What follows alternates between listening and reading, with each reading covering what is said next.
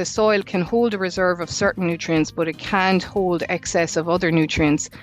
So if you're over fertilizing, you're leading to problems which will impact the crop.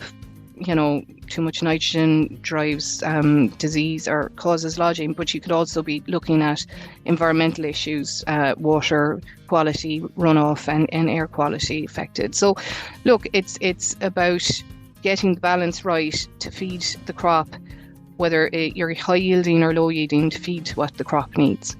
The current weather is not encouraging for at least the next week or so to complete any work on the land. However, this time can be spent very productively by planning for the upcoming actions over the next few months.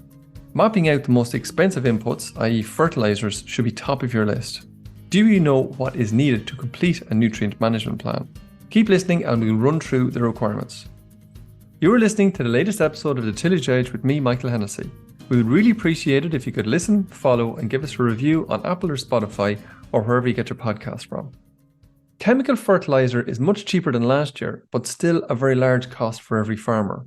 Purchasing the correct quantity and type is necessary to achieve high yield, while at the same time not exceeding allowances is even more important this year.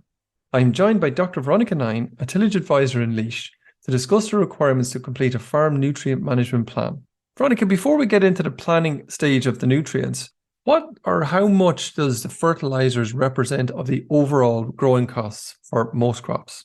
They're always your biggest outlay or your biggest cost with production. However, in the last year, obviously, they have jumped significantly. The National Farm Survey of 22 found that of total costs of production, fertilisers represented 22%, whereas of the variable costs, 42%. Now that's up on previous years, but they'd always be up around 14, 15, 16%, even before the price of fertiliser went up. So it's a big cost and it needs to be managed well. Okay, so there's definitely good financial reason, no matter anything else in terms of managing these nutrients. But what are the other large considerations as well people should really take into consideration? Much like ourselves, we need to eat a balanced, healthy diet, and fertiliser is the diet of your crop. So it needs to be balanced to the crop and the crop offtake. Phosphorus is important for strong, healthy roots. Potassium is important for healthy or strong straw and prevents brackling and straw breakdown. So, and nitrogen drives yield. So, if they're not there sufficiently for certain nutrients, the soil can provide a reserve in the short term, but in the long term, you need to be giving the crop what it needs.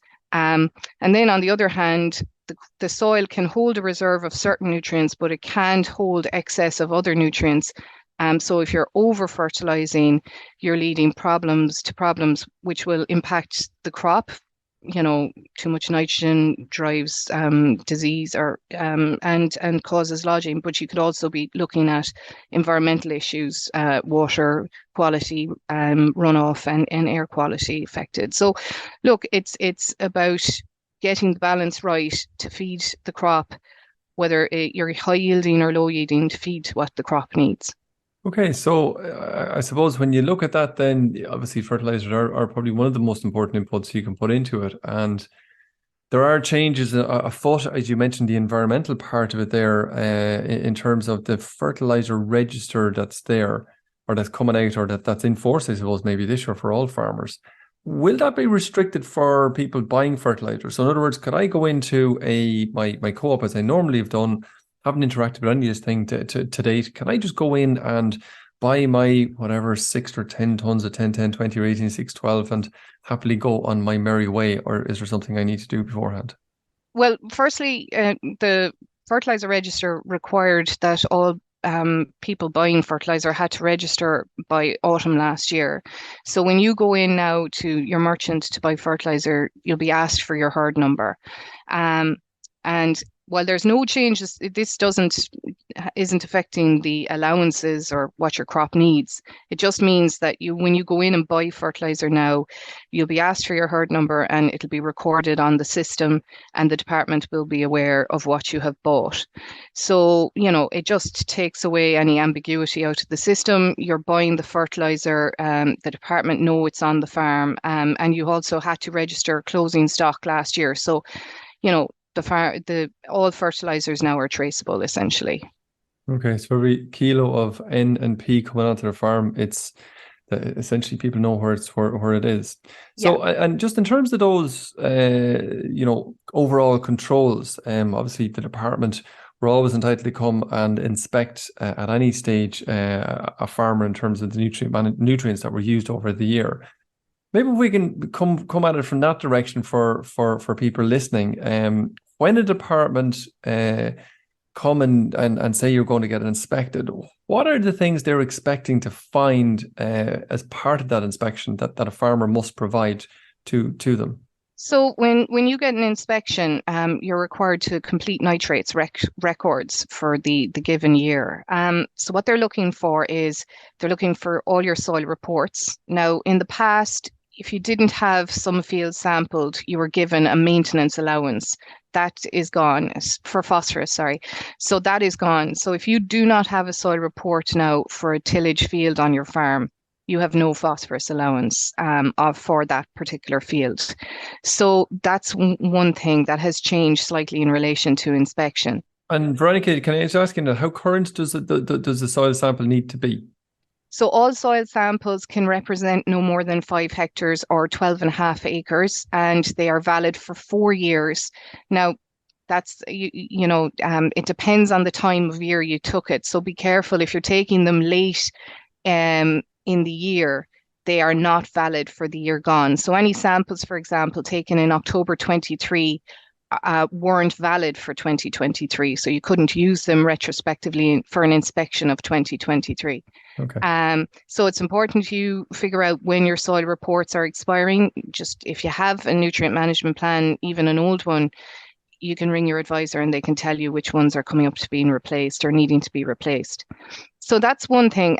When you also, obviously the department know exactly what you're going because it's declared on your BIS application in the year. What they would also look for in the past was your fertiliser statements for the given year. So if I got an inspection of 2023, they would ask for a merchant statement with my fertilisers on it. Going forward, they won't need that. They would ask me to declare closing and opening stock, but they never knew for sure what my opening and closing stock were, but from going forward now they will. So they know your crops, they'll have your soil reports, and they now will know your fertilizer. So it's all mathematics, really. They can sit down and calculate your allowance. So if you're not preparing some kind of a plan in advance and you are over fertilizing, it is a penalty on your payments from the department. I suppose everybody would ask the question or would want to know, I suppose maybe given that we're in an Irish type circumstance, where's the wriggle room? Where can people, there's a little bit of, I suppose, an allowance. Is that in the extra yield that might be in there, or is that in the organic manures, or where's the wriggle room in the system? Well, or is there any? Well, organic manures also are declared, as you know, if you're bringing or importing them onto the farm. Bonus yield is you have to be able to feed the crop and the soil, because the soil, needs a certain reserve of nutrients to allow nutrients to become available to your crop. So when you have high yielding crops, you are allowed an extra allowance.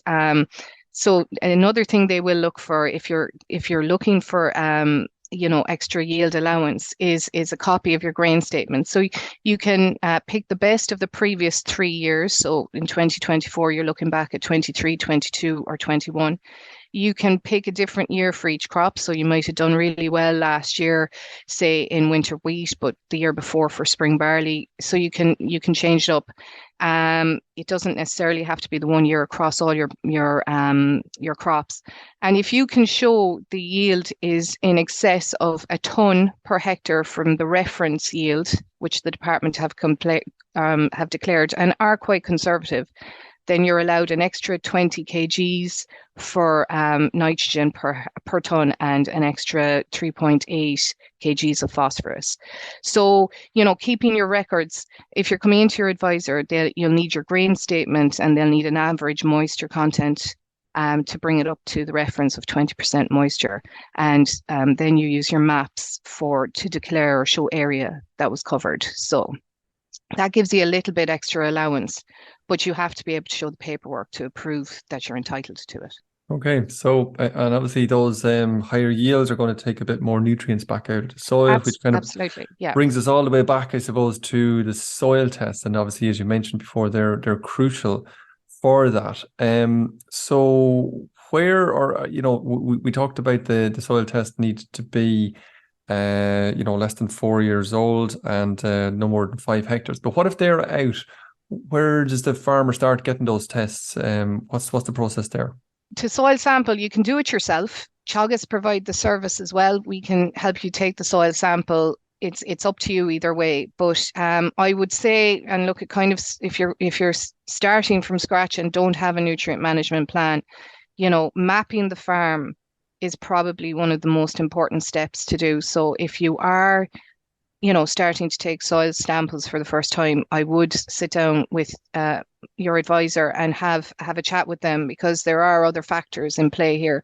If you have a peat, or if you're part of or if you're farming soil that has been declared or come up as a peat soil on the EPA Teagasc indicative soil map, then you will need to be able to show that it's not a peat or confirm it is through a soil report. Well, you don't need to confirm it is, but you need to be able to show it's not. So that means that you'll have to get a test for organic matter. But those soil, if you do them through Teagasc, you come into us, we'll take the details. We can send a sampler out to you. They'll take the samples, we'll send them off. Generally, depending on the time of year, they can be back within 2 weeks. At the minute, it's a busy time now. You might budget maybe an extra week or two to just get the sampler out, because our samplers are out all the time now, because we're competing with the derogation dairy farmers as well. And I suppose would it be true to say, Veronica, that in terms of mapping out, as you rightly say, it's very important from the point of view of getting the correct amount of samples per the field that you're in, because I think there's a limit of 5 hectares per sample, is it? Yeah, absolutely. But also maybe in terms of how that sample is taken for consistency year on year. So farmers can track how the soil is reacting to the amount of fertilizer or nutrients that are being applied versus the amount that's been taken off each year. Absolutely. Ideally you sample the same time of the year, and tillage, we're lucky, in that we have a large part of the year where the soil can be sampled. So there's no need to be waiting till January. You can be sampling from any time from when you haven't fertilized with either organic or chemical fertilizer within 3 to 6 months, so, you can be taking samples in September. I think, coming in and sitting down and talking with your advisor, and identifying patches or areas, like if I have a 10 hectare field, I'm going to have to split it in two. I'd prefer a farmer to tell me, well, this part of the field here is less productive than this part, so that we can kind of separate out the soil samples and get greater accuracy, because taking one soil sample over an area that's moving from highly productive to poorly productive is just giving you an average of nothing, really.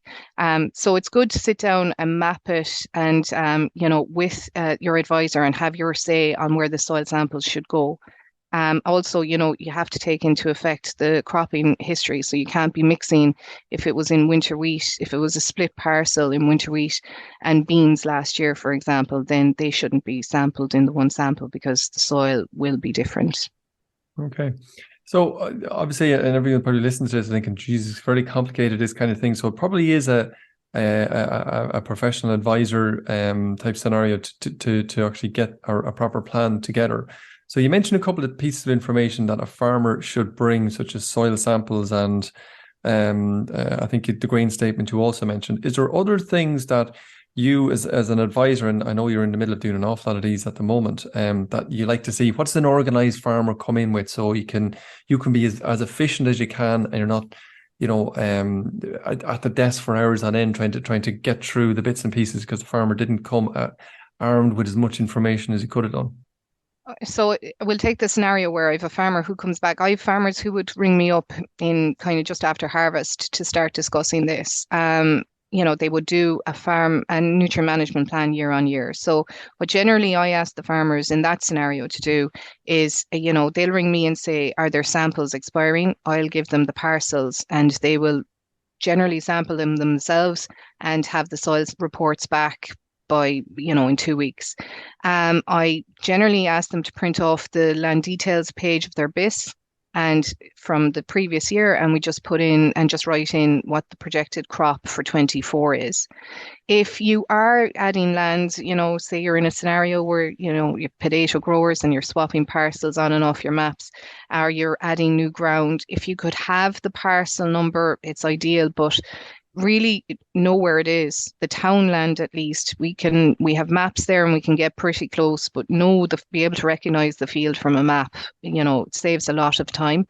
And then having any new soil reports, having your grain statements from the previous year in the off chance that it's your best year for a crop. I would also say have thought ahead, because your nutrient management plan is for a 12-month period from January through to December. So you have to be thinking about the autumn as well. If you are planning to import slurry, that has to be taken off the budget for the coming year. So we need to know roughly what you're thinking of importing and the volume. And also things like if you're growing, say, oilseed rape in the year in 2025, you may want to put, a little bit of fertilizer into the seedbed with that at sowing. Have thought about those kind of things as well, because it's a 12-month. It isn't ideally for tillage. It would work better probably if it was, kind of September to August, but it doesn't. It's January to December. So you kind of need to think of the crops in the ground now, but also what's coming in the year after. So what you're saying, if you use organic manures in, say, August or September, and you put out a lot of, say, farmyard manure, for instance, in that scenario, that the nutrients in that count in the year that it's used in, but the farmer, the advisor, I suppose, are counting that for the production of the crop for the following year. Yeah. Well, we have to take account of it in the given year that it's put on the soil. So you have to acknowledge it in 2024, even though it's technically going on a crop for 2025. Okay. So when you've a farmer, hopefully all your farmers are coming in with that level of detail. It would sound obviously like there's a lot of work in that from you as an advisor putting it through. We have a reasonably good program, a nutrient management plan program, but I presume it's the bigger the farmer they are, more acres or hectares that they have, it'll probably take that a little bit longer. But in terms of what the farmer is going to leave with, or what are you going to arm that farmer with when that process is complete? Describe to me what that looks like. Yeah. Well, to just go back to what you said, it does sound complex. I know that, but I would tell farmers not to be wary of it, because it's an excellent package. And, when you do it once, the first time is the hardest. And when you have it done after that, it's just a matter of changing the crops and little top ups every year. What you leave with depends what you want. I have some farmers who have relatively fertile soils, have very little problems with their soils, and they have a kind of a set shopping list as such, and they just want to know, and they'd have pretty set areas of each crop, so they just want to know what's my maximum that I can buy, and I can put in their shopping list and tell them, yes, you're under your limits, work away, that works. I've other farmers who want a field by field breakdown. They want, what specifically does, say, my winter wheat need, or what specifically does this particular field need, and I can give them that as well. It depends on, how what you want yourself. And then we can also generate maps. So I can give you a map of your farm that will highlight the fields that have, say, phosphorus issues or potassium issues, so that you can walk away with literally a coloured map that says anything pale pink here has needs extra potassium. And, I have in the past laminated those for farmers, and they keep them in the cab of the tractor, and they may pop around then, if they had a potassium issue and address that on a given day when it's quiet with a direct potassium fertilizer. So there's, as I said, it's different strokes for different folks as such. But yeah, you can get an actual field by field how to fertilize this particular field for the year, but or also just know what your limits are. So the final question, Veronica, and it's certainly been very clear today, but in terms of the farmer urgency, like how, I presume that this probably should happen before fertilizers are purchased, or can this be done midway through the season, or what would your advice be to farmers? You can do this, in my opinion, on a tillage system. If you have a set rotation where you're pretty, I have farmers who follow beans with winter wheat and they follow winter, a set rotation, same crops every year in a rotation around the farm. Like, you can do this anytime. The only thing is just to be aware if like a year like this where you don't get stuff sown, if you have it done, to come back and change it up. If there is a year where you don't get the plan in as you'd hoped. So you could be looking at this, as I said, I have farmers who start talking to me about this July, August, what fields need to be sampled after the harvest so they can start getting ready. I suppose, acres the last couple of years, I'd normally do a lot of these in November, but, last 2 years, acres has made that difficult. So we're seeing a glut of them now at the minute, this particular year. But, the first one is the hardest, as I said, and after that, you can do them at any time of the year and they don't take so long. But it's just important to build it in as part of your yearly plan. Have it in your diary, August, after post-harvest or post-sowing, time to sit down and talk about my nutrient management plan. But just to be clear, there's no point in trying to come up with a nutrient plan if there's an inspection imminent. Oh, yes. And it's in October. So what you're talking about is doing it. You can do it up to 12 months in advance, no problem, but you can't do it post everything is bought. Oh, yeah. Well, I suppose traditionally that was the way it was used before the fertilizer register, but it wouldn't be advisable to do it that way anymore because, as I said, when in the past, if you didn't have one and you got an inspection, you didn't have to show records for multiple years. They wouldn't be aware of opening, closing stock and things like that. Whereas as going forward now, everything on your farm is known. So you need to have this done really before you buy fertilizer, or definitely to know what not to spread within the given calendar year. So you'd want to be doing it sooner rather than later in the year. As they say, in the year that's in it, you can't unbuy fertilizer this year. Well, I suppose you can carry it over, but it has to be there. Yes. You have to know to hold it. In the yard. Yes. So you have to know to hold it for the year coming. So, and without a plan, it's guesswork really. Right. Okay. Well, look, there's certainly lots of work in front of you, Veronica, and all the other advisors around the country to try and get through as many of these plans as you can. And look, listen, I know I'm borrowing some of your time away from those plans, and thanks very much for that. And listen, we'll be talking to you soon. No problem. Thank you. So that's it for this episode of my thanks to Veronica for joining me on the podcast. Don't forget to register by next Monday for the National Tillage Conference, which is on the following Thursday, January the 31st in Kilkenny.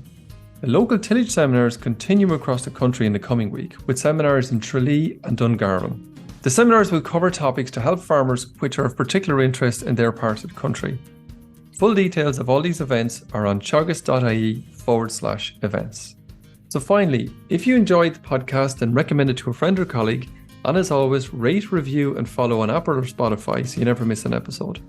And for more information, go to teagasc.ie.